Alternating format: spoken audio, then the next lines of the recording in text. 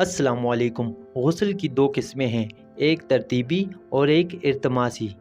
ایک اور غسل کا نام ہے غسل جبیرہ۔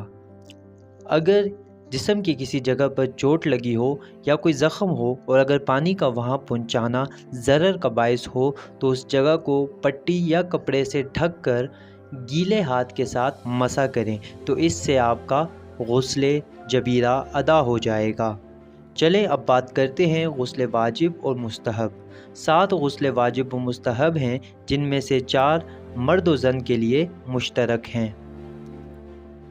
پہلا، غسل میت جو مرد و زن کے درمیان مشترک ہے۔ دوسرا، غسل مسح میت جو مرد و زن کے درمیان مشترک ہے۔ تیسرا، وہ غسل جو نظر، قسم یا عہد کے لیے انجام دیا جاتا ہو۔ چوتھا غسل غسل جنابت ہے جو مرد و زن کے درمیان مشترک ہے۔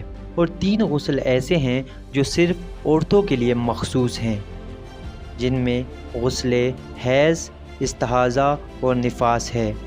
عورتیں ان مسائل کا حل تلاش کرنے کے لیے توضیح المسائل سے رجوع کریں۔